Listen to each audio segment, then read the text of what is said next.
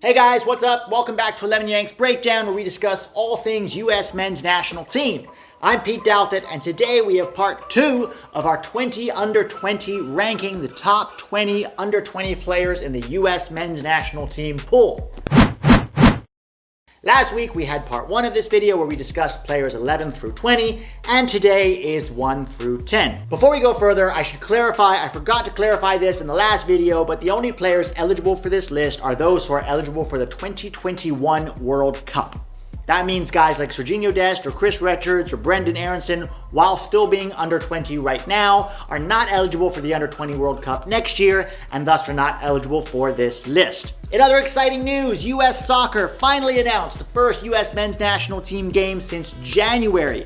We will be playing Wales in England on the 12th of November. There's a good possibility they're looking to schedule a second game as far as I know. My sources tell me this could be Panama. But either way, we're finally going to have a game. It's going to be exciting. It's going to be a mostly European-based roster, possibly 1 or 2 MLSers mixed in. We will wait and see how that pans out. Next week, I will do a video previewing this game, so look out for that. All right, don't forget to subscribe. Don't forget to smash that like button. And here we go with part 2 of 20 under 20. Okay, so number 10 is Gianluca Busio, the 18-year-old Sporting Kansas City midfielder. Now, he's been involved with the youth national teams for over 2 years, and to be honest, I've never really been that impressed with him. He was largely playing as a 10, and he just didn't get that involved with the game. He seemed to be hiding at times. He'd get in some good positions to score goals when it really mattered, but other than that, I didn't think he offered a whole lot to the team. Now, about 2 or 3 months ago, Peter Vermees in Sporting KC moved him back to play the defensive midfielder, or the 6,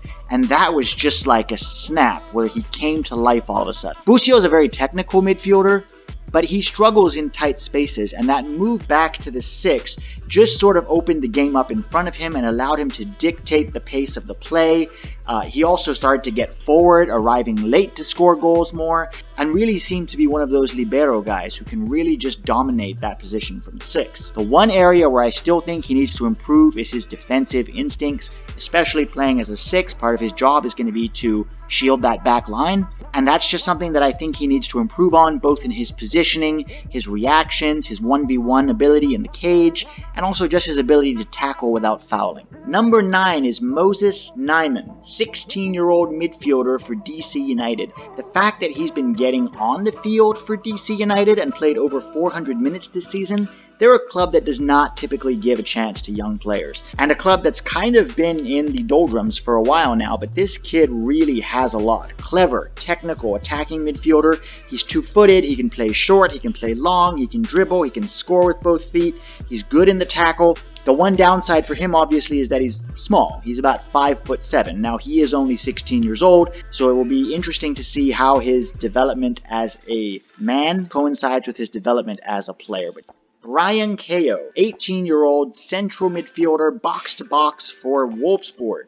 One of the most underrated players, in my opinion, in the youth national team pool.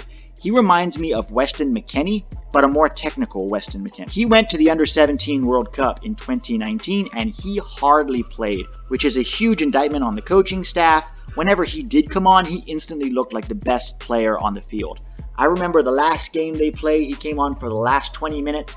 He won the ball himself in his own half and dribbled through the entire team to get a shot on goal. Now, I've been tracking his progress. He's over at Wolfsburg right now. He's playing for their under-23s already at his age, which is very, very good. I don't know if they're going to give him a chance, but he's one of those guys who really understands the transitional game. I think he could make his debut sometime this year, although Wolfsburg have not proven that they are the kind of club that wants to give a chance to young players, so I am still a little bit skeptical, but definitely Bryang Kayo is one to watch. He could be the guy that goes to Qatar in 2022 as Weston McKennie's backup and even push him for starting minutes. Yes, guys, he's that good. Owen Otasowie, 19-year-old center back at Wolverhampton Wanderers. It's very rare to see a physically gifted center back also be so technical and smooth in possession of the ball. He made his debut for Wolves in the Europa League last season, and he's been making the bench a couple of times this season for Wolves. I think it's just a matter of time before he makes his Premier League debut, and for me, he is one of the starting center backs for this U20 team,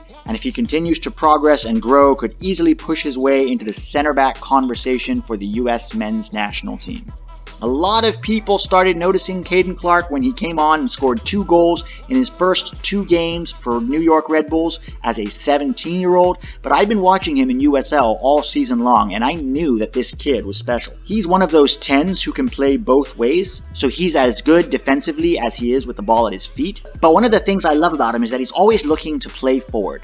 He was definitely bred in that New York Red Bulls system of transition game, win the ball, and go to goal. He's got a very large frame, which belies his young age, and I thought maybe when playing for men he would be exposed a little bit, but he slotted right into that New York Red Bulls attack and looked like one of their best attackers already at just age 17.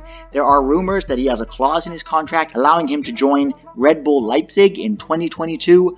I don't know if that's true or not, but a year and a half of development in MLS, he would be almost 19 at that point. I think he could easily do it. Number 5 is Johnny Cardoso, the Brazilian-American 19-year-old defensive midfielder for Internacional in Brazil. The race to be Tyler Adams' backup at the 6 for the USMNT is wide open, and Johnny Cardoso has every chance of being that. He's everything you want from a defensive midfielder.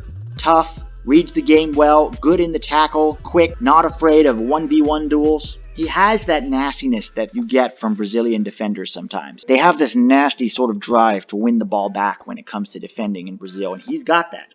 He was supposed to be called up in March for the Wales friendly before COVID shut everything down. But Johnny Cardoso, guys, remember this name. I don't think he's going to be in Brazil for that much longer. I think he's going to end up in Europe, and he could easily be pushing Tyler Adams for minutes in 2022. 4. Konrad de la Fuente, a player who needs no introduction, the Barcelona winger. Now, it's hard for me to say that I think this kid is a little bit overrated, especially when I put him at number 4. But here's what I think. He played for the U20s last year in the World Cup, and he was not very good. Now, I know he plays for Barcelona, and I know a lot of people rate him very highly, and we're excited to see a young American playing there. I think he's very good with open space. So when he's got open space to run into, his raw, pure speed is what can beat people on the attack, but he lacks that 360-degree technical ability that I think you need to succeed at a higher level. He's going to be good on the break or in the press. That's what he's good for. I feel that when teams bunker and you have to open up a defense, that's where he might struggle. But the kid is still just 19, and he's in one of the best development environments in the world. He has improved a lot in the last year or two. If he continues that rate of growth, there's no telling how high Konrad de la Fuente will go. Ulysses Llanez is, for me, the opposite of Konrad de la Fuente. He doesn't have that same pure speed that de la Fuente has, but he's more of a technical, trickier player.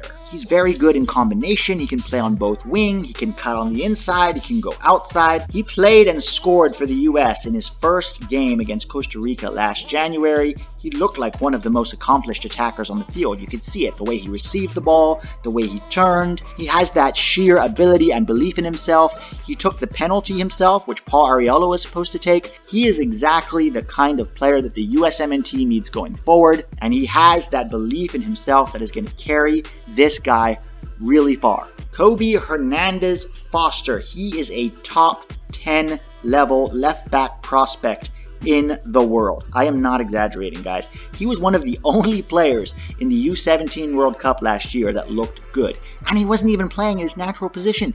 He was playing at center back. His distribution of the ball, his defensive instincts, technique, pace, power, production, intelligence. Hernandez-Foster has it all. You should have seen him bombing up the field for LA Galaxy 2 when he was younger. This kid, the sky is the limit. The only downside with him right now is that he's playing for Wolfsburg under 19s, and Wolfsburg just doesn't have the record of playing young players. And this is the club that Julian Brandt had to leave in order to get playing time at Dortmund. So I'm worried that with him, and also with Bryang Kayo, and even with Ulysses Llanez to a degree, they may not get the playing time their talent deserves, simply because the club doesn't seem to believe in giving opportunities to young players. Giovanni Reyna, what more can we say about this immense talent? No American has ever done what he has done at age 17. 2 goals, 4 assists for Borussia Dortmund this season, 3 goals and 6 assists in total. He is playing at an extremely high level for his age, right up there with Camavinga and Ansu Fati as one of the top 17-year-old talents in the world. Some people are saying he's already better than Pulisic was at his age. I don't know if I agree with that. I think they're completely different kind of players. Pulisic is one of those guys who's just going to go at you with the ball at his feet and beat you on the dribble 1v1. He's impossible to stop when he's on his game. Reyna is more of a guy who wants the field in front of him. He's intelligent, understands how to use the ball, understands space, definitely has tricks in his locker, can do 1v1 things, can score spectacular goals. He also has a little bit of the dark arts about him, going down easily for fouls when he needed, and I know some people don't like that, but in CONCACAF, you're going to need a player like that. As far as weaknesses go, mentality sometimes. When the team is not doing well or when things aren't going his way, Giovanni Reyna tends to drop off the game a little bit and maybe get frustrated, and then that affects his ability going forward. But he is just 17, okay? That's natural, and I think that that's something that experience and discipline will give him as he continues to grow as a player. Alright guys, so that's our 20 under 20 list. Tell me what you think in the comments. Maybe there's some guys on here that you don't think should be there, some other guys that should. Maybe some guys are ranked too high or too low. Tell me where you would put them. Thanks for watching. I will see you next Tuesday.